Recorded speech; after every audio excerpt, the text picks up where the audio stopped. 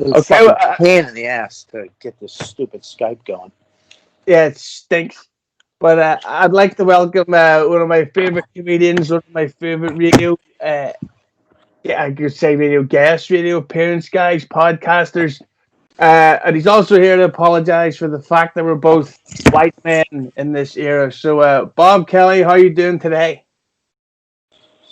This isn't some racist. I'm not joining some like white supremacist podcast now, am I?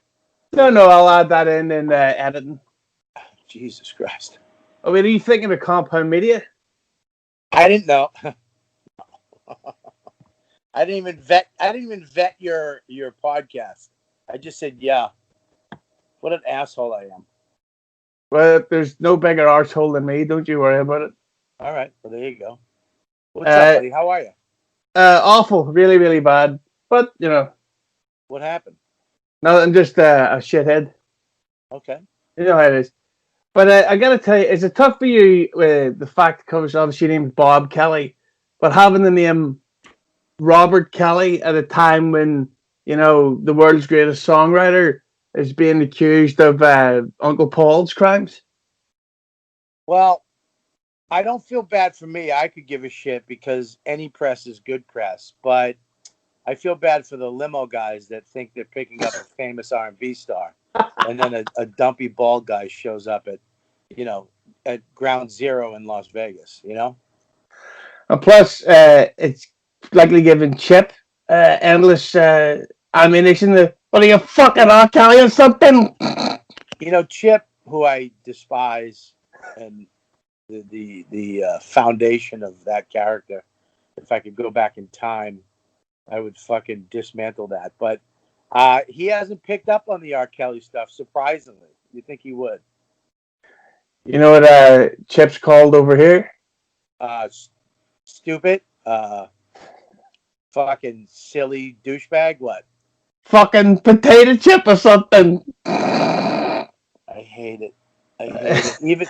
Even over an ocean with a shitty accent, I still hate it. Well, that's the thing, because you actually had Anthony Cumia on as a guest earlier in the year, and I was talking about how it's Chip versus Dice, and that I have actual fucking Tourette's, and that I can't walk around without stop doing the impressions of either. Like it's like, hey, Hoa, suck my dick and make my dinner. Oh, You know what's funny is that in MMA, are you an MMA guy? Do you like MMA? yeah, yeah.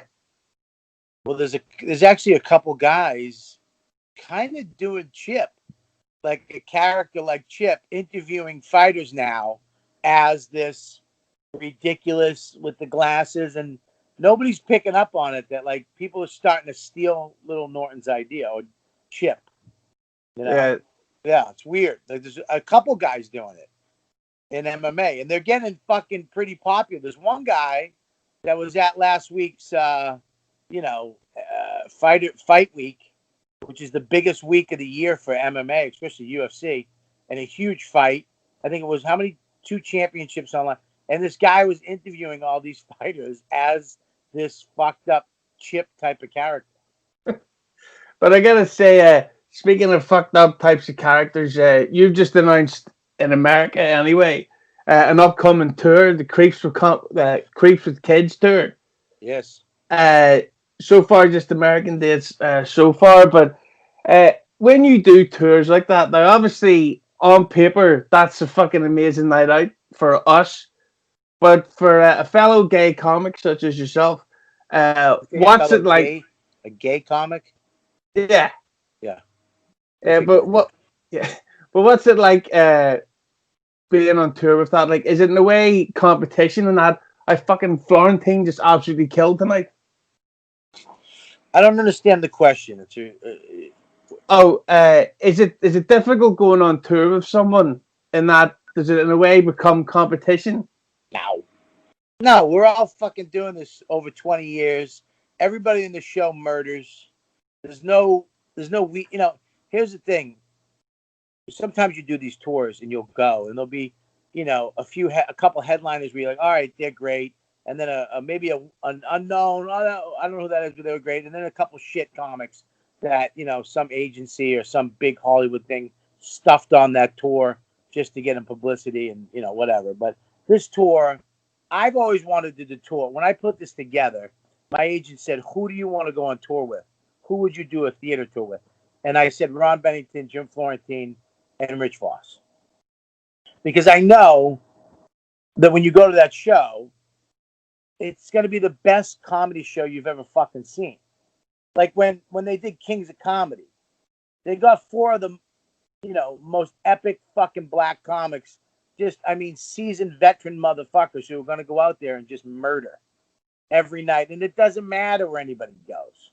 So it's it's we don't even worry about that shit. We just do the fucking show and kill and then go meet the people. You know what I mean? So I didn't want to have to deal with that shit. I didn't want a weak spot on the show, someone who's may do good and may not do good. I've been on those fucking tours and they suck. Do you think you could take a Florentine in a fight? Yeah, absolutely. Yeah, absolutely. Good, because he was talking shit. I want to stir that up. Put it on Patreon. You want me to fight him on Patreon? Oh yeah. Yeah, I'll fight him. Yeah, I could fight Florentine. But tell me this: as a comic, of course, I've heard you on like O&A for years, and it gets pretty fucking crazy. Some of the shit that they say, but is AIDS funny?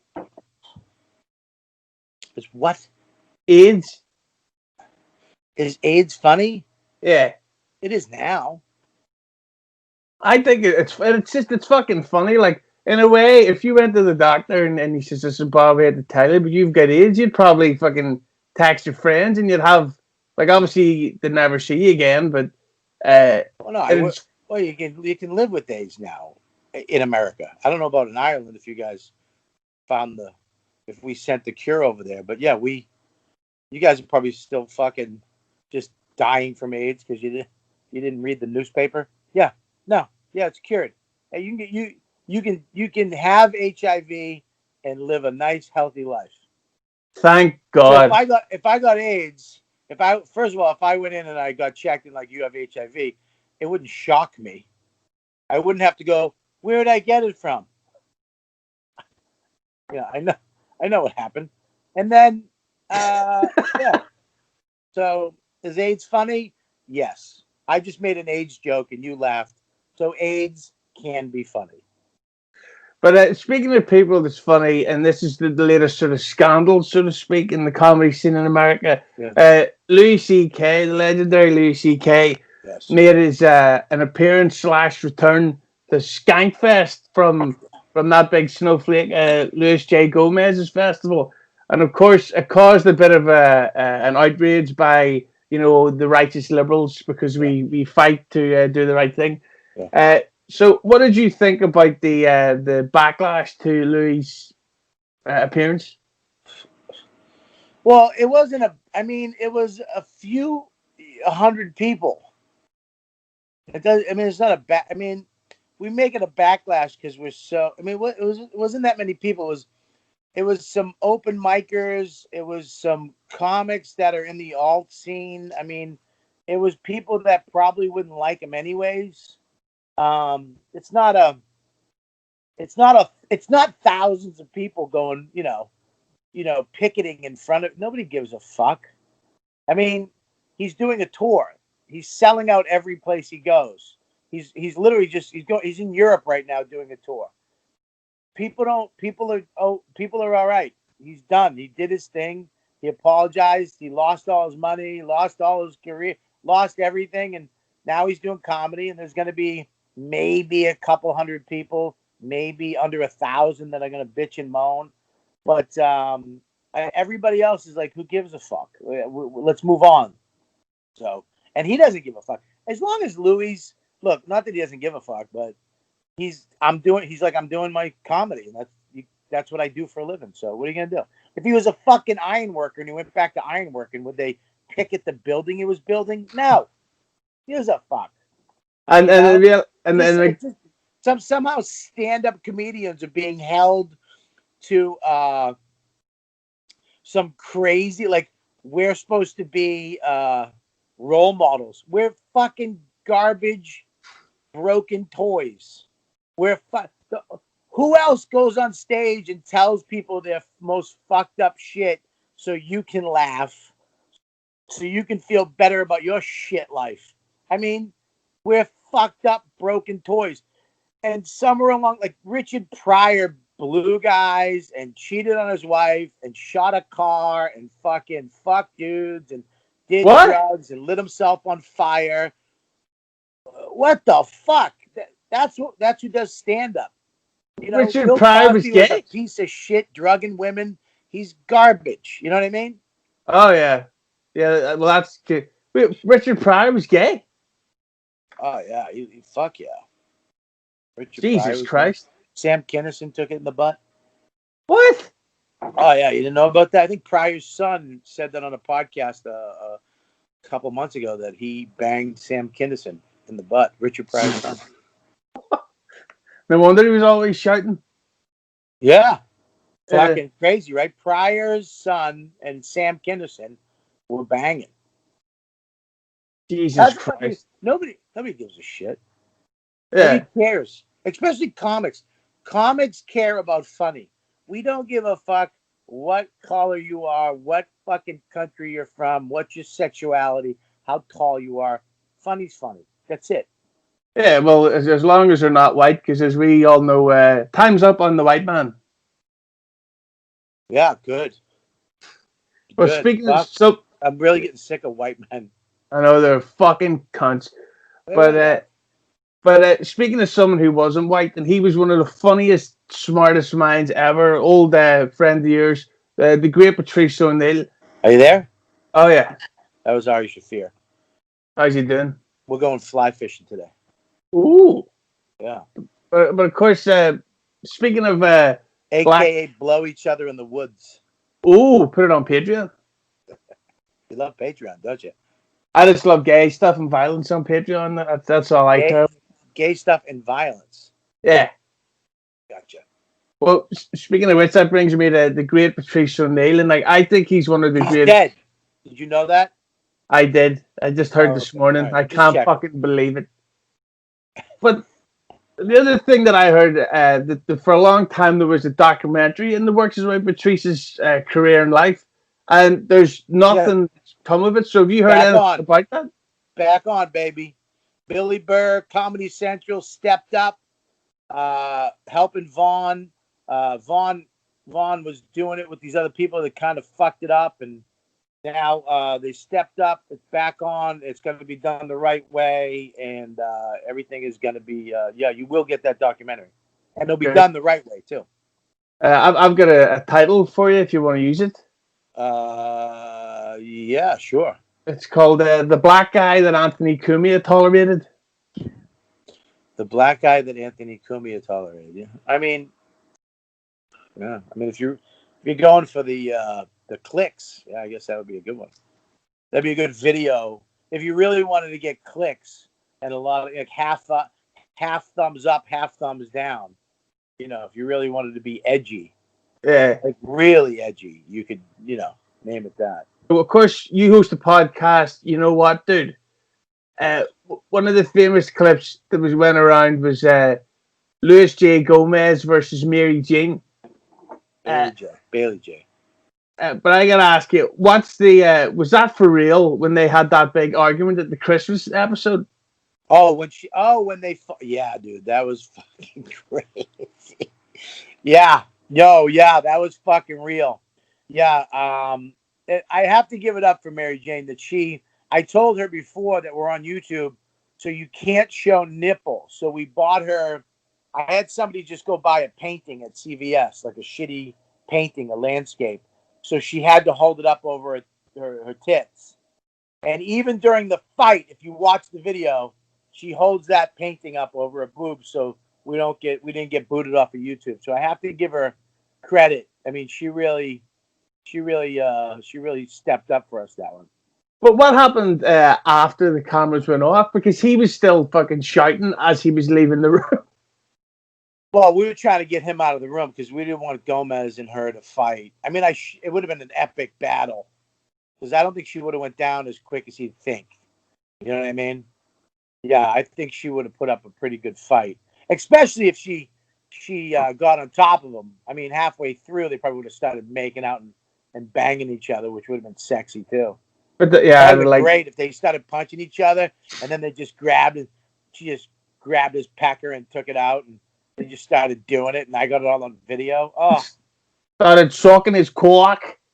yeah, that'd be fucking epic. But that's yeah, we got him out. We got him out of the studio. But he seems like, is that temper of his legit? Like he's I don't know how someone can smoke so much weed yet still be so fucking edgy. I don't know. His fucking mom died of drug overdose. His father was stabbed in a parking lot as a child. You might have a temper. You might Uh, you might have a little temper. You know, well, at least he's. you went bald. You went bald at fucking 28. You know what I mean? Well, it could be worse. He could be a white man. Oh yeah. I mean, it could be, but it's not. Thank God. Yeah. But we're gonna ask you about Legion of Skanks as well, because I just seen the episode where it was you, Kumia, and Joe DeRosa on there. But Okay. Yeah. is it tough hanging on those shows? Because there's fucking 6 people on at once, and it seemed like the other 5 were all drunk or stoned. So what's it like trying to hang in with those guys? No, I don't give a fuck. Yeah, I don't drink, so I'm fine with it. Anthony was fucking trashed, but he's the fastest motherfucker on the planet. Even shit faced. His brain is very fucking. It's lightning fast. The Rose is funny. He was hanging out with Kumier all day, so they were fucking both trashed. And then Lewis was stoned out of his mind, just staring at the microphone cover.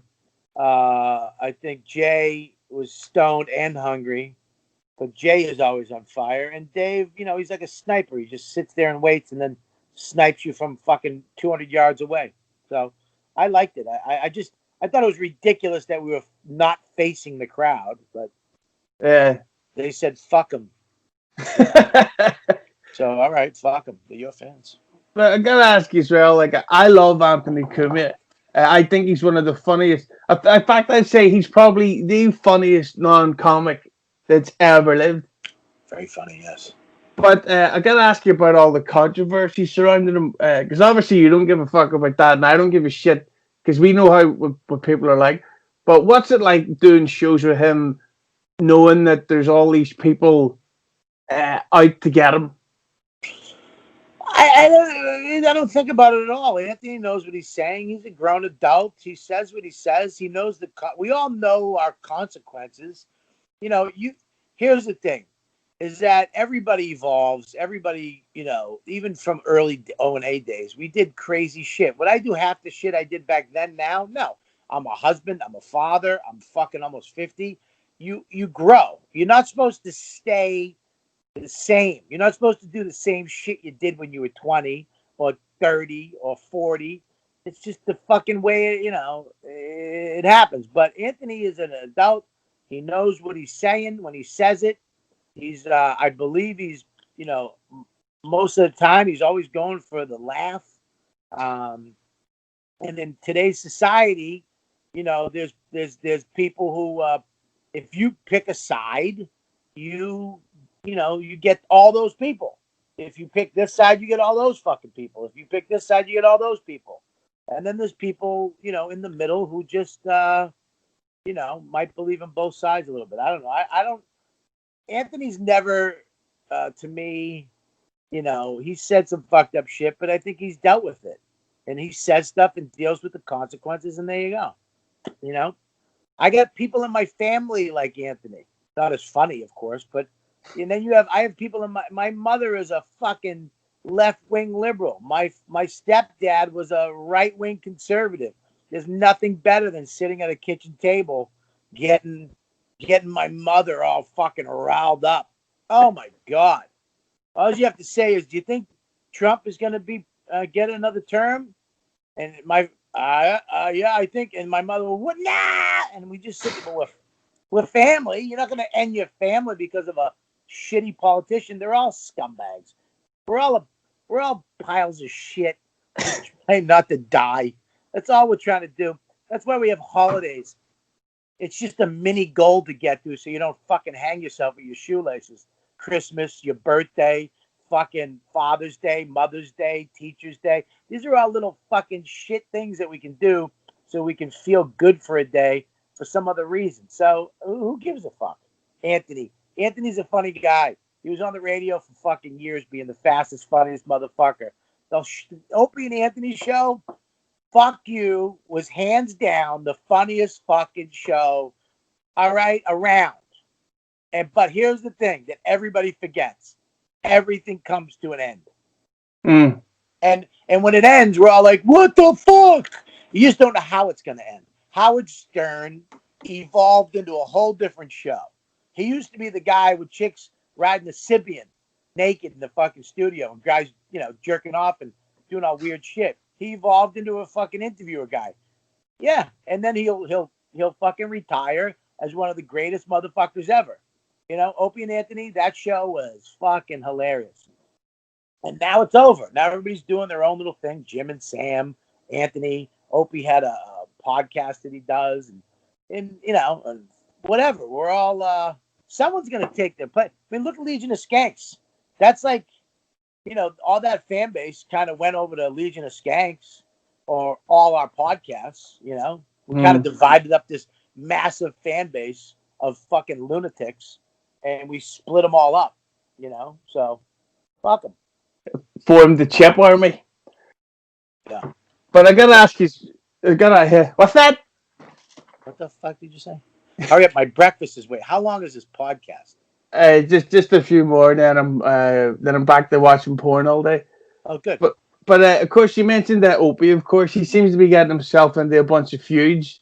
And I'm saying this as a fan who likes the guy. And I'm got an interview with Opie coming up, hopefully sooner than later, because he said he'd do it in fucking November. But so, what do you think about these the arguments, feuds that Opie's getting himself into? Like I said, he knows what he's doing. It's 20 years or whatever, how long together, and now it's broken up.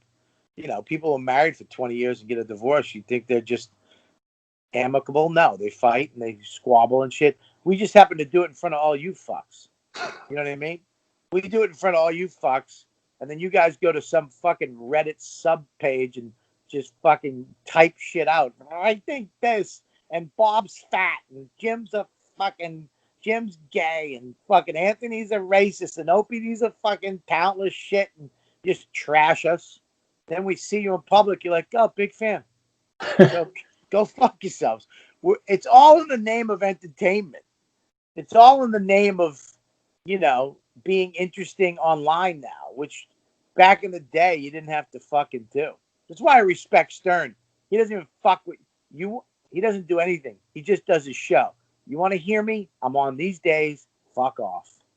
I don't do Twitter. He doesn't do live streams. He doesn't do Facebook. He doesn't do a YouTube. He does one fucking thing. And if you want to see me or hear me, subscribe, fuck off, and there you go. But, we have to do all this Skype and Instagram and fucking Marco Polo. I got to do a Marco Polo. What a fucking loser I am. Marco Polo. I'm going to be on Marco Polo for a little bit. Fucking whatever. Live is Facebook, Twitter, Patreon, patreon.com/Robert Kelly. My podcast. I got to do other people's podcasts. I got to do 9 podcasts a week so people don't hate me. So that it's a fucking nightmare what we're into.